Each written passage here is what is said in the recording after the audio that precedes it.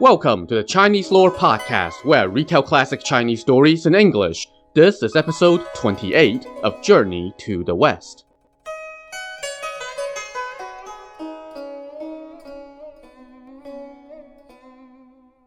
Last time, while the pilgrims were crossing a desolate mountain, Zang got all pissy at Sun Wukong for refusing to go beg for some food because, hey, we're in the middle of nowhere. But after some chiding from his master, Wukong went looking and spotted some peaches, so he flew off to pick them. However, as the saying goes, tall mountains must harbor demons, and that was indeed the case here. There was a demon on this mountain, and when Sun Wukong took off, his jet stream startled her. She flew up into the sky on an ill wind and saw Zang sitting on the ground. What great luck, the demon rejoiced. For the last several years, my minions have talked of the Tang monk from the east who's going west to fetch scriptures. He is the 10th reincarnation of the golden cicada. If you can eat a piece of his flesh, you will enjoy long life and immortality. And now, he's really here! But just as the demon prepared to pounce on Zang, she hesitated. She saw that her prey was flanked by Zhu Bajie and Sha Zeng. And even though their fighting skills were just so-so, they were nonetheless former celestial generals and exuded an air befitting that status. So the demon decided to take a different tack.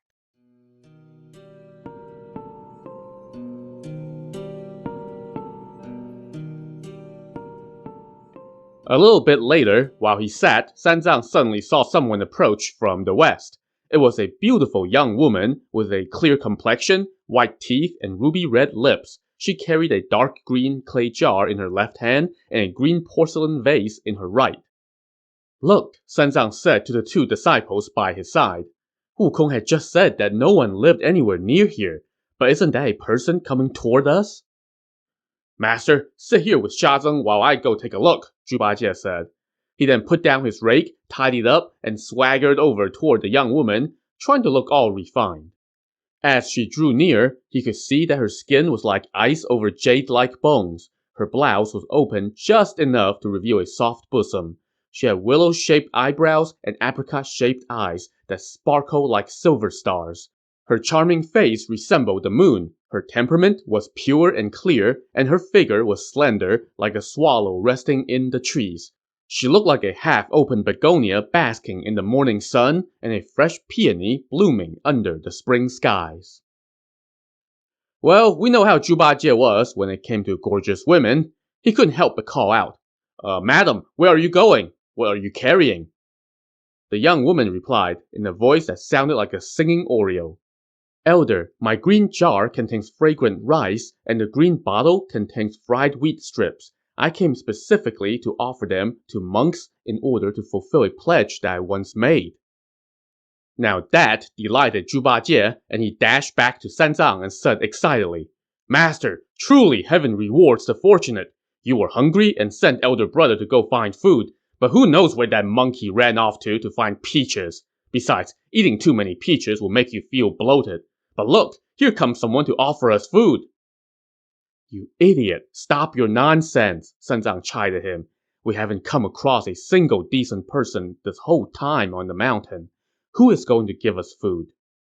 Look, she's right there, Zhu Bajie said as he pointed at the woman.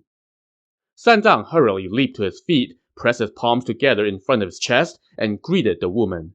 Madam, where do you live? What does your family do? How come you have such a kind heart to come offer food to monks? Master, this is called White Tiger Ridge, and even serpents and wild beasts are afraid of it, the young woman said. My family lives at the foot of the western slope. My parents are still alive and are very devout readers of scripture and compassionate souls. They often offer food to monks from near and far. They didn't have any sons, so they prayed to the gods. Instead, they had me. They thought about marrying me off, but they were worried that they would have no one to care for them in their old age. So they found me a husband who joined our household so that we could take care of them for the rest of their lives. But when Zang heard her tale, instead of being grateful, he lectured her. Madam, you are mistaken. As the sage said, if your parents are still alive, you must not travel far. If you do travel, you must have a purpose. Since your parents are still around and they found you a husband, then you should ask him to fulfill your pledge. How can you walk on this mountain? Alone, no less. That is not proper for a woman."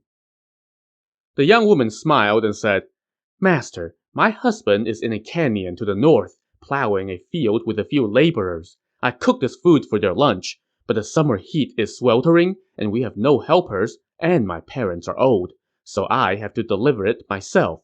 But then I saw you three, and I thought of how generous my parents are, so I wanted to offer this food to you. If you don't think it too meager, please help yourselves." "That is very admirable," Sanzang replied, "but one of my disciples has gone off to pick some fruits. He'll be back soon, so I dare not eat your food. If we ate your food and your husband finds out, he would scold you. Then won't that be our fault?"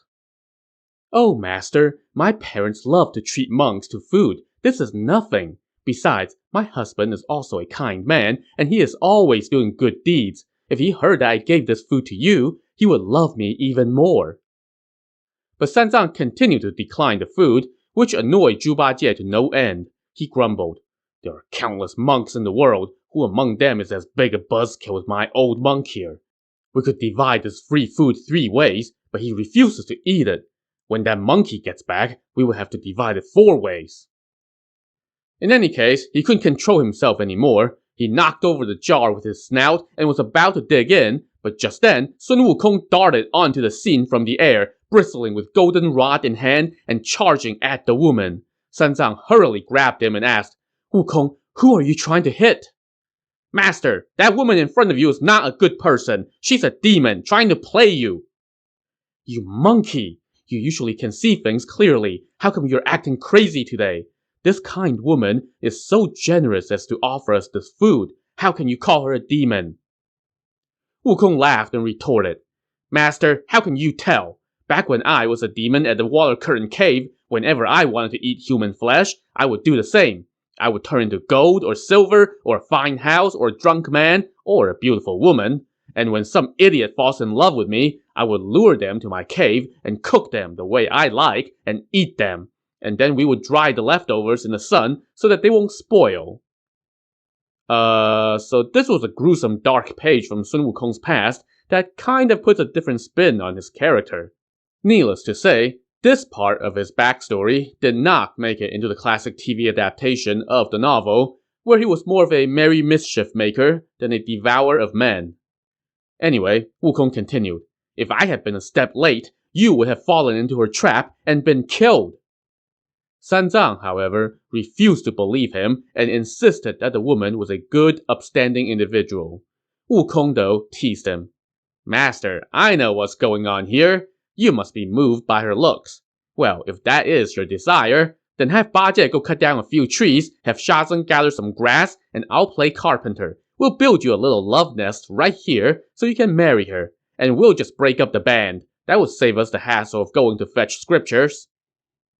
That little jab made Sanzang flush with embarrassment. In that split second, Wukong raised his golden rod and smacked the woman on the head, and she fell dead to the ground.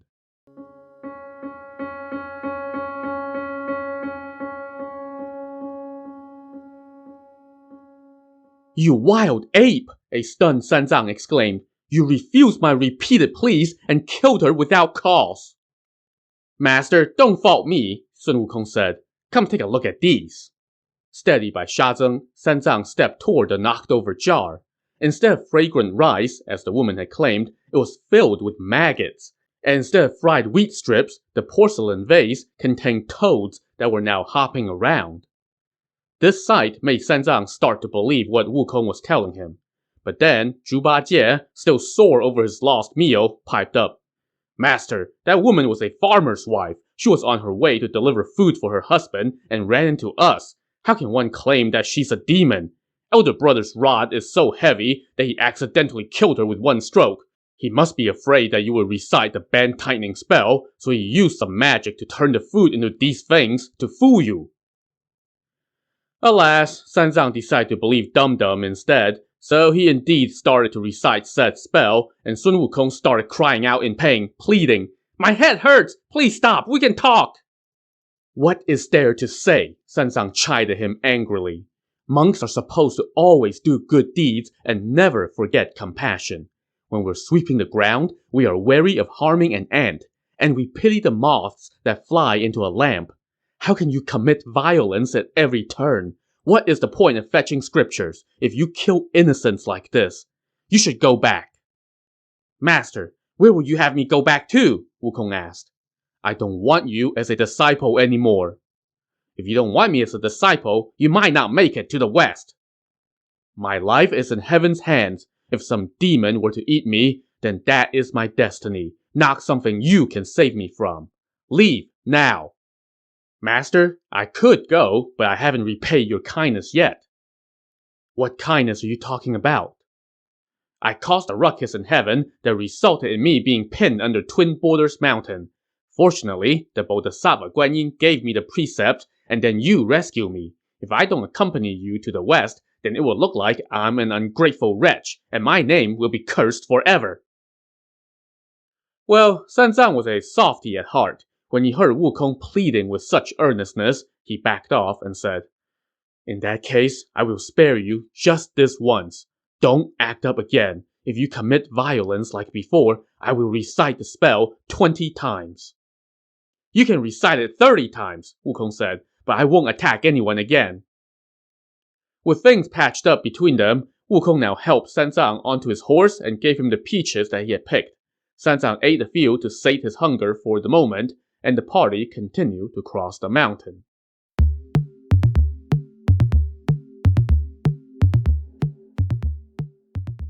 The pilgrim's troubles, however, were only getting started.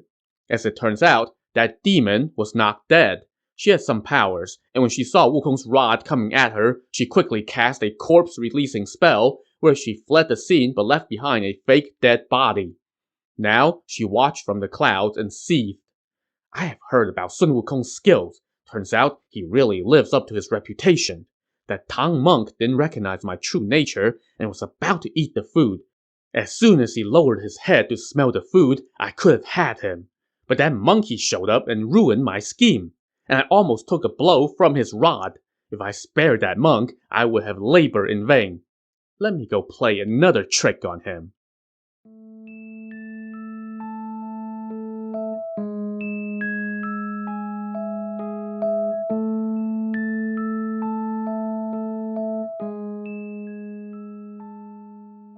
As the pilgrims ventured deeper into the mountain, they suddenly heard the sound of someone crying. They looked and saw an old woman, maybe in her 80s, walking toward them with a cane and weeping with every step. Oh crap, Zhuba Jie said with alarm. Master, this is not good. That old woman has come looking. For what? Sanzang asked. Elder brother must have killed her daughter. That must be the mother. Brother, don't spout nonsense, Wukong scoffed. That young woman was maybe 18. This old woman is in her 80s. How could she have given birth in her 60s? She must be an imposter. Let me go have a look. So he sprinted forward and sized up the old woman. She had ice-white hair on her temples. She walked slowly and feebly. Her wrinkled face resembled withered lotus leaves, and her cheekbones jutted upward while her lips curved downward. As soon as he got a good look at her with his fiery golden eyes, Sun Wukong recognized that she was a demon. So he didn't even bother with words. He charged forward and brought his rod down on her. In the blink of an eye, he was standing over another corpse on the side of the mountain path. Sanzang was so stunned that he fell off his horse. When he got up, he didn't say a word to Wukong and instead just started reciting the band-tightening spell. And true to his word, he repeated the spell 20 times. Sun Wukong was in such pain that he bent over like a crooked carrot and rolled on the ground as he begged Sanzang to stop. I have nothing to say to you, Sanzang scolded him. Monks must listen to good advice to avoid going to hell. I have tried so hard to advise you, and yet you keep committing violence, killing one innocent after another. How can you justify it? But she was a demon, Wukong pleaded. You lying ape! How can there be so many demons? You are a villain without conscience, bent on murder. You should go. Master, you want me to leave again? Fine, I can go, but there's just one thing that doesn't sit right with me. What is it? Sanzang asked. Before Wukong could answer, Zhu Bajie cut in. Master, he wants to divide up the luggage with you. He's followed you these past few years, so how can he be willing to leave empty-handed? You should just give him a couple pieces of old clothing or hats from your bundle. Sun Wukong was incensed and leaped to his feet in anger. You idiot and your damn mouth! I have always upheld Buddhist principles and harbor not the slightest bit of jealousy or greed. Why the hell would I want to divide up the luggage? If you harbor no jealousy or greed, then why don't you just go? Zang said. Master, to tell you the truth, 500 years ago, I was such a hero on Flower and Fruit Mountain. I tamed demons from 72 caves and assembled a force of 47,000. I wore a purple gold headdress, a royal yellow robe, blue belt, and cloud-striding boots while wielding my golden rod. How impressive I looked then! But since I committed my offense, I shaved my head and joined the Buddhist school and became your disciple. Then you put this golden band on my head. I would be embarrassed to go back and be seen like this. If you don't want me around, then please recite the band loosening spell so that I can remove this band from my head and return it to you. You can put it on somebody else's head, while I get to live carefree again. I did serve you all this time, after all, so you shouldn't refuse this one request. Band loosening spell? Zang was dumbfounded. Wukong, the Bodhisattva only taught me the band tightening spell. She didn't teach me any band loosening spell. Well, in that case, you'll have to keep me around. Back into a corner, Zang had no choice. He told Wukong, Get up. I'll spare you this one last time, but you must never commit violence again. I will never dare again. Never again, Wukong said. He then helped Zang back on his horse, and the party set out once more. Unbeknownst to the pilgrims, the demon still was not dead. When Wukong attacked her while she was in the guise of the old woman, she had once again pulled her corpse-releasing trick, and she was now once again stalking the group from the air. She couldn't help but compliment Sun Wukong. What a monkey king! He has really sharp eyes to be able to see through my disguise. These monks are traveling fast. If they leave the mountain and go west for another 10 miles, they will be out of my territory. If some other demons get their hands on them, I would become a laughingstock. Let me have another go at them. And so she descended to the slopes and transformed again, this time into an old man. He had white hair and a gray beard. He leaned on a dragon-headed cane and wore a crane-feather robe. In his hand, he held a strand of prayer beads, and as he walked, he muttered Buddhist scripture. When Zang saw this old man approaching, he said happily, What a holy place the West is! That old gentleman can barely walk, but he's still reciting scripture. Master, save your compliments, Zhu Bajie said. That's trouble coming at us. What do you mean? Sun Wukong killed his daughter and his wife. He's coming to look for them, and we've run right into him. Master, you're going to be executed. I'm going to be exiled for being an accomplice, and Shazeng will be a criminal conscript. That monkey is going to run away and leave the three of us to pay for his crimes. You idiot! Wukong chided him. Your nonsense is going to scare our master. Let me go take a look. This time, Sun Wukong put away his golden rod and approached the old man. Oh, sir, where are you going? Why are you reciting scripture while you walk? He asked. This time, the demon thought she had Sun Wukong fooled, so she just replied, Elder, I am a native of these parts. I have always done good deeds, welcomed monks, read scriptures, and followed Buddhist teachings. I have no sons and only one daughter, for whom I found a husband. This morning, she went out to deliver food to him. She must have run into a tiger. And then my wife went out to look for her and also had not come back yet.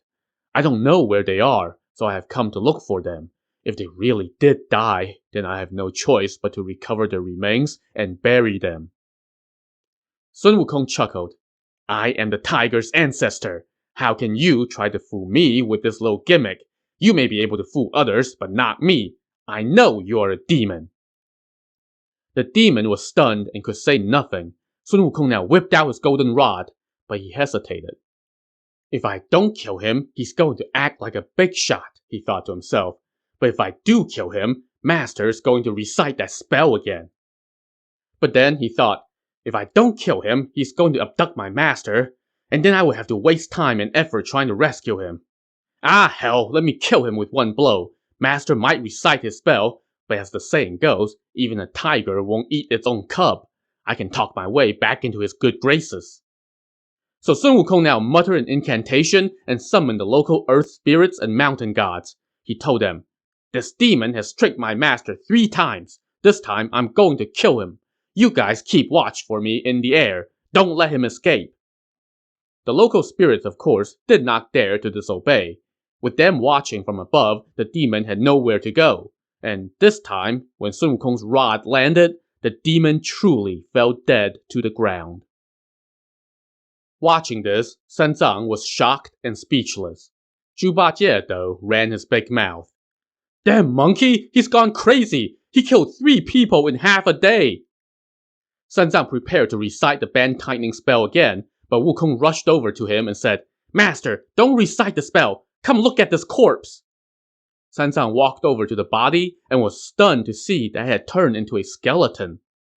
"Wukong, this man just died. How could he have turned into a skeleton already?" Zang asked. "This was a spirit lurking as a ghoul, tricking people and killing them. After I killed it, it revealed its true form. Look, on its spine is a column of characters. They say, Lady Whitebone."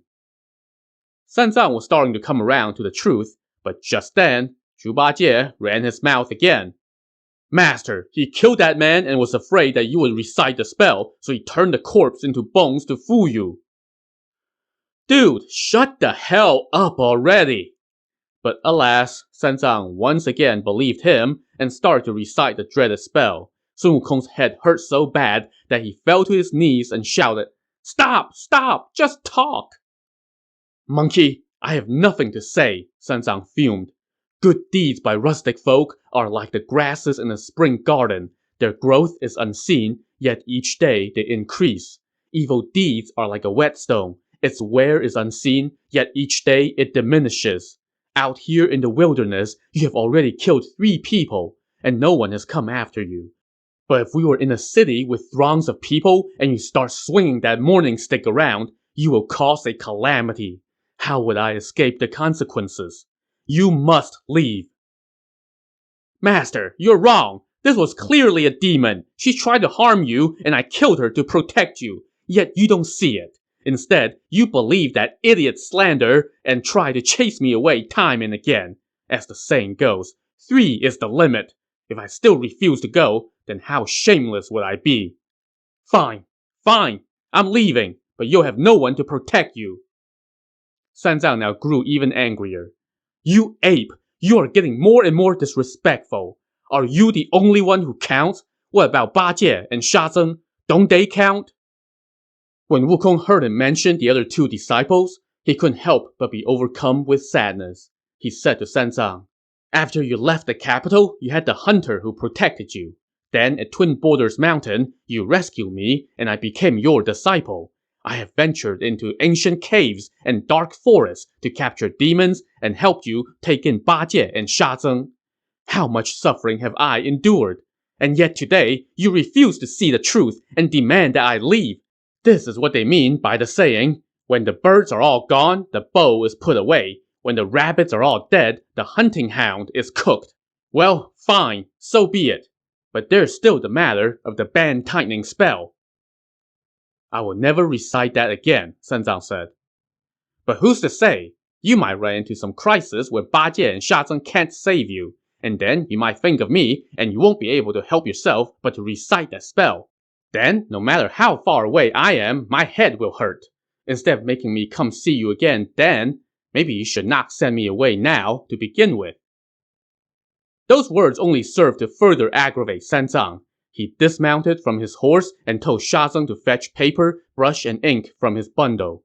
Using some water from a nearby stream, he ground up some ink on the inkstone and wrote a dismissal letter.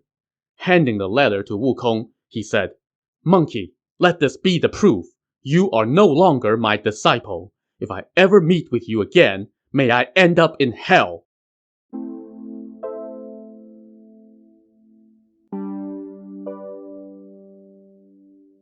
Taking the letter, Wukong replied, Master, no need to swear any oaths. I'm going.